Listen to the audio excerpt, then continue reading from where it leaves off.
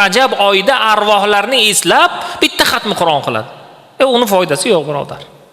Ko'pchilik so'rayapti. Rajab oyi qachon kiradi? Rajab oyi inshaalloh dushanba kiradi. Rajab oyi shunday fazilatli oyki, Alloh taolo baraka bergan oyki, Rajab, Sha'bon, Ramazon. Ya'ni Ramazonga bir qadam qoldi degani bu.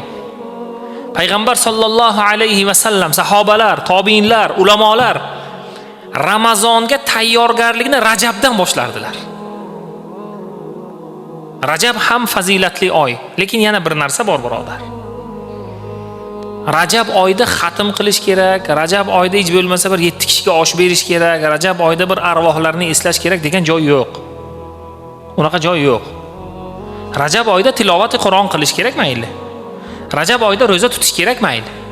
Rajab oyida ko'proq ibodat qilish kerak bo'ladi. Rajab oyida aynan na namoz o'qiydi u, hech narsa qilmaydi. Rajab oyida arvohlarni eslab bitta xatmi Qur'on qiladi. Uni foydasi yo'q, birodar. Ehson to'g'ri kelsa mayli qilsangiz bo'ladi. Qaysidir ehson kuni to'g'ri kelayotgan bo'lsa, Rajab oyida qilsangiz fazilatli. Lekin aynan o'sha arvohlarga qaratilgan oy, Rajab oyida bir xatmi Qur'on qilmasak bo'lmaydi degan joyi yo'q.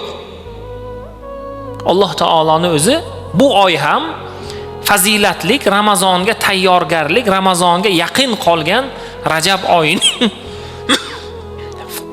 fazilatli oylari hisoblanadi. Va kelgusi jumalarda Rajabning fazilatli kunlari haqida inshaalloh to'xtalib o'tamiz. Rajab oyida ham fazilatli kunlar, fazilatli kechalar, fazilatli amallar bo'lgan. Inshaalloh ularning tafsilotlarini kelgusi jumalarda tushuntiramiz inshaalloh.